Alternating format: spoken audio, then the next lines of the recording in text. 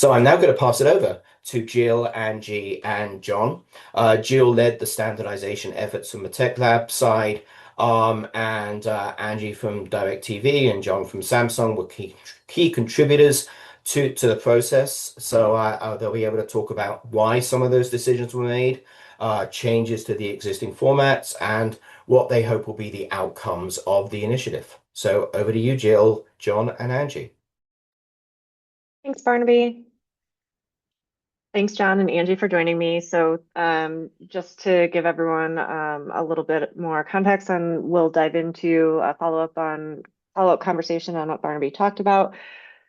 Angie and John have put in, a lot of time and effort into what we've been doing so far in the ad format task force, ad format hero task force. And so I really love to make sure you guys all get their perspective on a little bit of rehashing at the forefront of like what Barnaby talked about. And it's really just like taking us back to say, like, why is this important? So not just these guys, but, I think tens of companies participated in this, spent time over the last year analyzing the submissions, trying to bucket them, working through the survey results to make sure we were prioritizing the right things, and then doing, and if all that wasn't enough, like doing the actual work of kind of how do we describe these formats so that everyone has a common language? So my first question to my panelists, Angie and John, is if you guys could talk just a little bit about why standardization is important to you guys in your roles in your companies in CTV ad formats.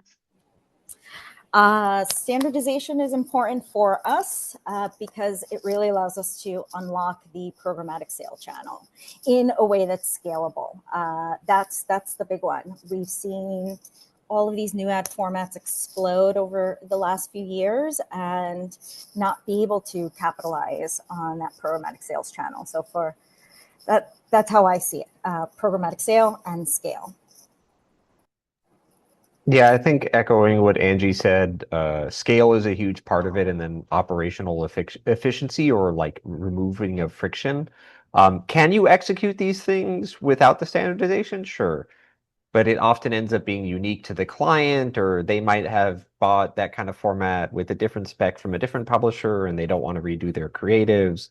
It's a huge amount of work times each IO you take, and having like a lowest common denominator standard, even if you're not thinking of it that way, gets everybody on the same page in terms of like pixel height and width. What are the expectations for how it looks from a consumer perspective?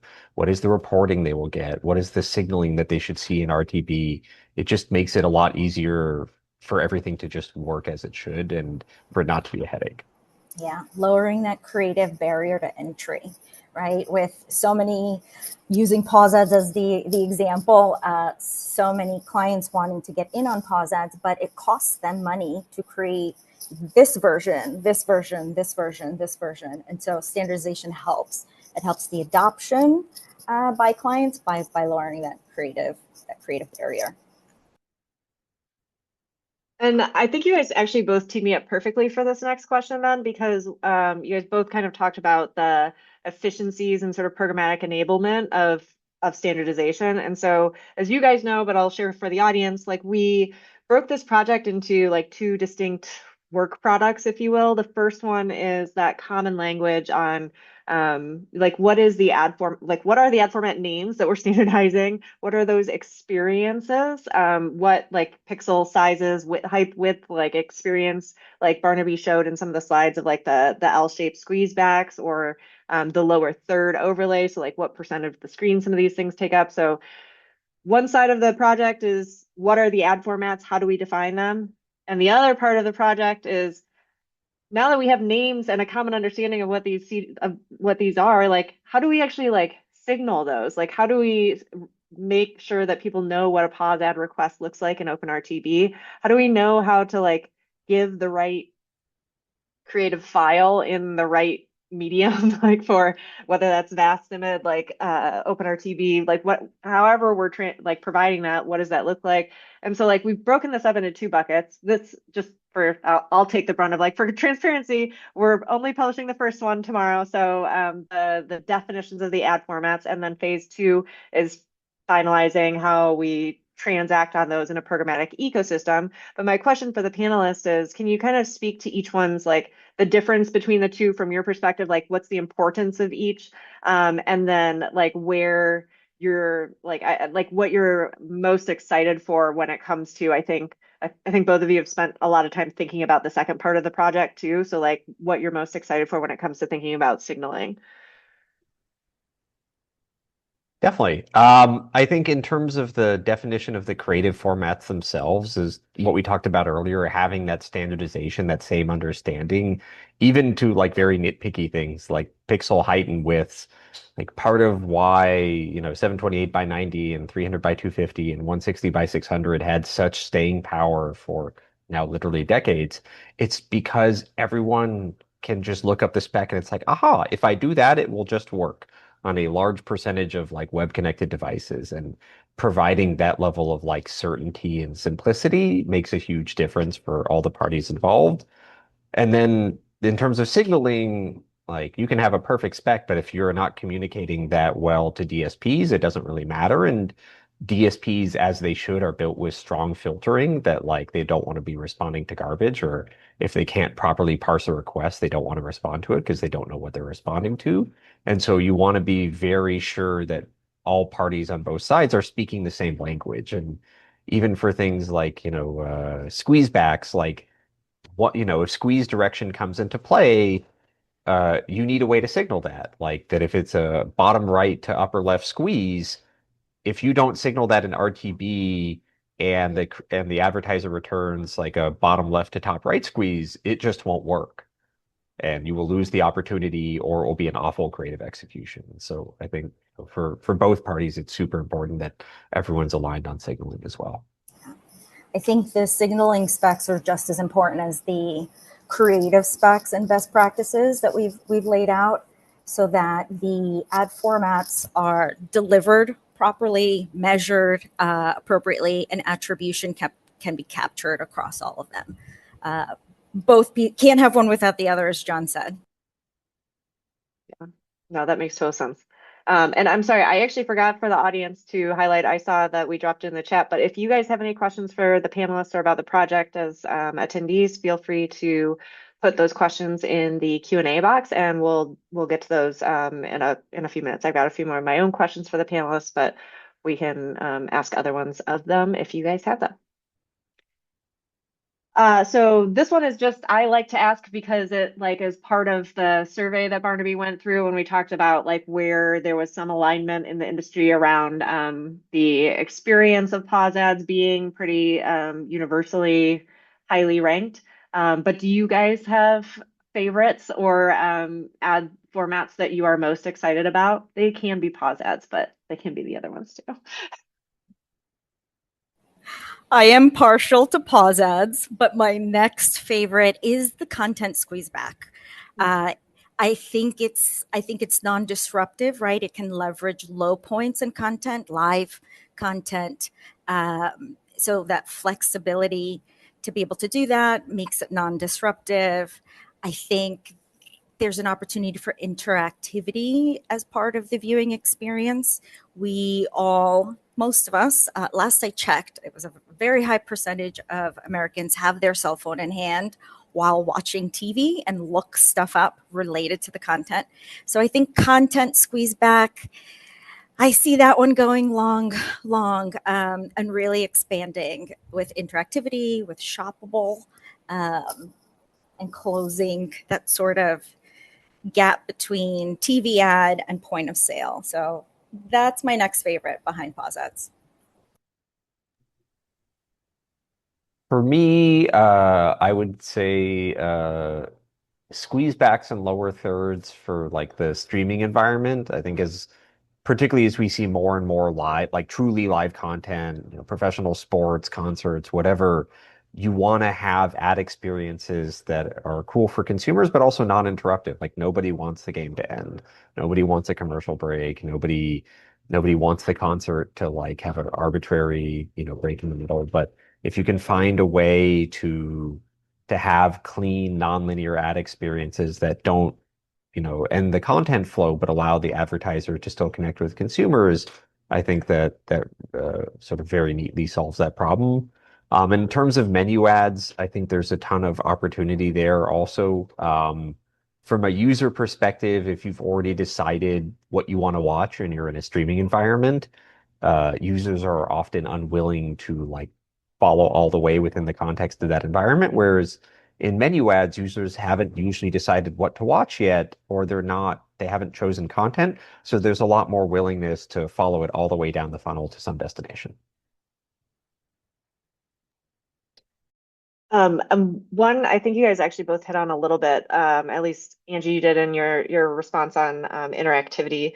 So let's talk a little bit about, I'm sneaking a question in because I realized we didn't cover it, but so when Barnaby went through the 8 formats that we originally included, the 2 that got removed were the interactive as its own sort of format, and then having the ad squeeze back. And so just to be like clear for the audience what that kind of meant in case we didn't elaborate enough, it was really it's kind of the concept of like in a slot in pod basically. So like in a standard slot in pod or regular commercial break, for however you can say regular commercial break, that like one of those slots had like an ad where the ad itself had a squeeze back component. So maybe that was that it did an L-shaped squeeze back, but both pieces of content, both the video content and the L bar were both like for the advertiser. Like they were both like the same advertiser, to be crystal clear. Like both experiences of like the owner of that ad pod, and it was just a different execution. You guys talk a little bit about like with those 2 executions, why we didn't like standardize those further than they already are? I think for interactivity, like to the extent there is standardization, it's actually not the creative, and uh, that is actually not the part that should be standardized. The standardization that needs to exist, or the standard has already been out there. It's VAST 4.2 and CIVID. If you can get broadly the industry to adopt that as a standard, which has already been out for a while, then interactivity will just work, and almost any execution that you can think of, it'll just work.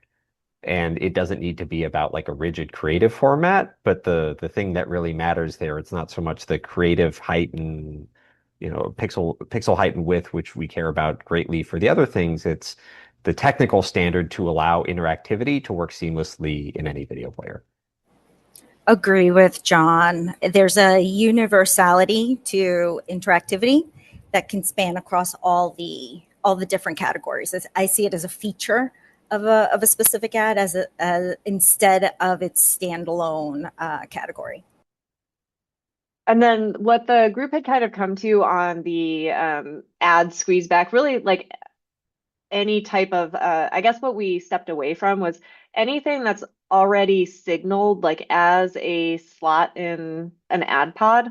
So anything that's sort of a in-stream unit, even with more innovative or net new types of executions for that, whether that's like one of the interactive type in-stream slots where you would say like pick your ad experience maybe, or whether it's the squeeze back that both parts of the ad are the same advertiser. Like it really felt to the group that it was pretty well known what an advertiser needed to do to fill a slot in an in-stream ad unit. And so we didn't want to like further restrict any of that. Like that people can continue to innovate in there with their partners under the understanding of like we already know the pixel size of the entire thing, and they can innovate within that from an interactivity and movement of frames perspective.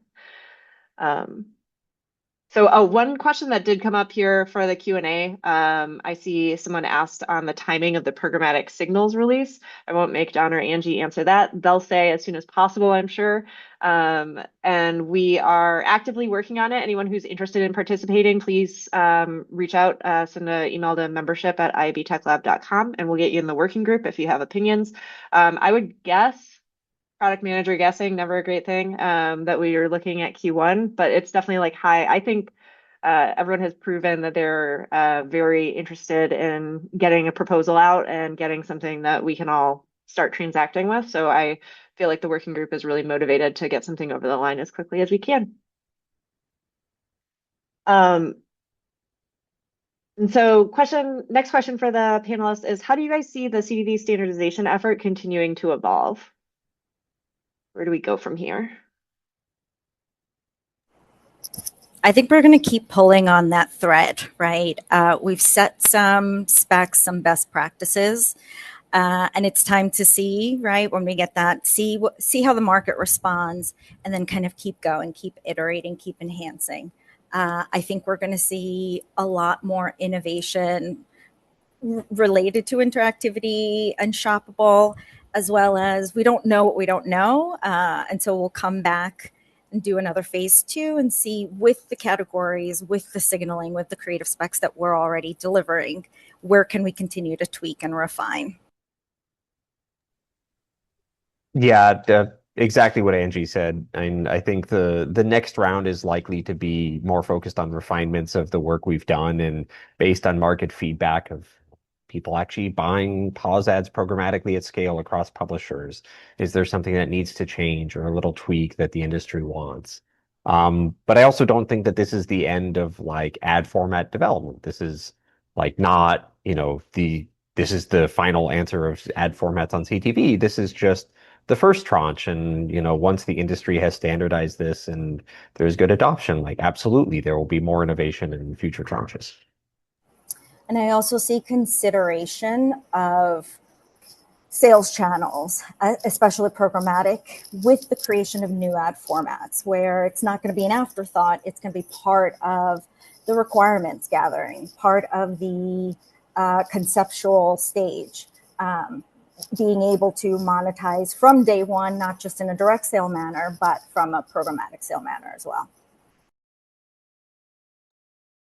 And my final question is really, I guess it's going to be a little bit of calling the ball. So feel free to take a stab in the dark. These are guesses, guys. We're calling the future. But where do you guys see, like if you had to place a bet on what we'd be talking about from CTV ad formats next year this time, like what do you guys think we'll be talking about?